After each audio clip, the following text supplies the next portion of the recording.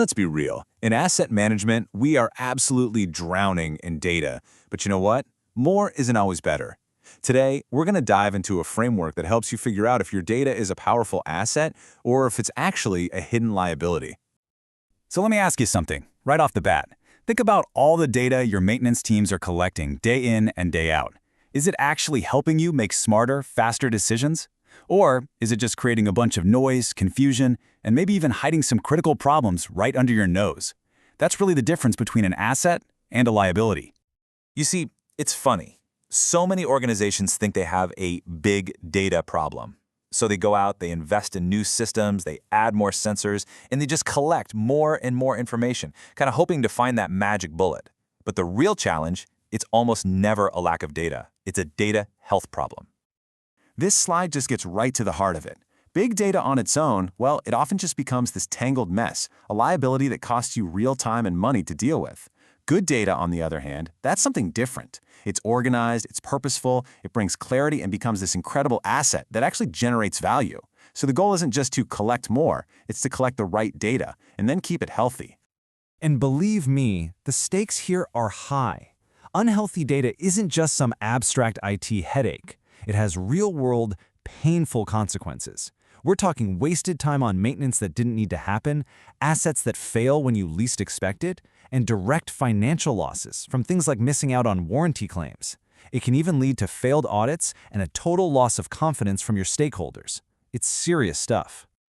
So, okay, how do we fix this? We need a structured approach. You can't just guess. It's kind of like a health checkup for your data. We need a solid framework that can diagnose the problems and then give us a clear treatment plan to get it back in shape. And that brings us right to this core concept, data health. Seriously, this is the bedrock of any effective maintenance strategy today. It just means your data is reliable, it's trustworthy, and it's actually fit for purpose. You can use it to make important decisions. When your data is healthy, your whole operation gets healthier. It paves the way for all the cool stuff like predictive maintenance. So the framework to get us there has a name, and it's a bit of a mouthful. It's a handy acronym, though. ACCPRTT.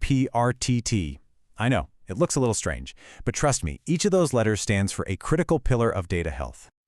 All right, so let's break this down. Let's dive into the 7 pillars of ACPRT.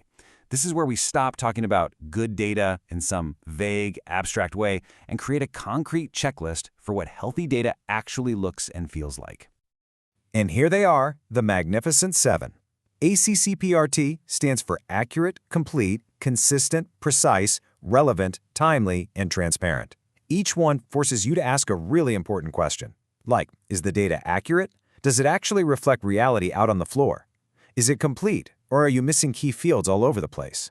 And here's a big one. Is it consistent? Meaning, is a pump always called a pump, or is it P101 in one system and that water mover thingy in someone's notes? And is it timely? I mean, data from last year might be totally useless for a decision you have to make right now. This whole framework gives you a fantastic checklist for data excellence. Now, this isn't just theory. Let's look at a real-world example of how just focusing on one of these pillars, just one, accuracy, can have a massive impact. Check this out. One manufacturing plant found out that about 15% of its asset records were just plain wrong. By focusing on fixing this single problem, they saved an estimated $120,000 every single year. That just shows you the incredible financial power of having healthy data. That's real money going straight to the bottom line. So how'd they pull it off? It wasn't rocket science, really. It was a simple, logical process. They did an audit of their records. They physically went out and compared the computer records against the tags on the machines. And then, this is key, they used tech like barcode scanning to stop future manual errors from happening. These are totally straightforward, actionable steps that any organization can take. And this brings us to the most important part, right? Understanding the framework is great, but putting it into practice is what actually creates change. So let's look at how you can turn this theory into a practical action plan for your own company. The path to get there can really be broken down into 5 clear steps. You start by establishing governance, basically deciding who owns the data and is responsible for it. Then you develop standards, you train your people, you use technology to automate where you can, and finally, you create a cycle of constantly monitoring and improving. It's a journey, not a destination. And to make it even more concrete, here are a few key things you could put on your implementation checklist. Form a committee with people from different departments. Make it a team effort.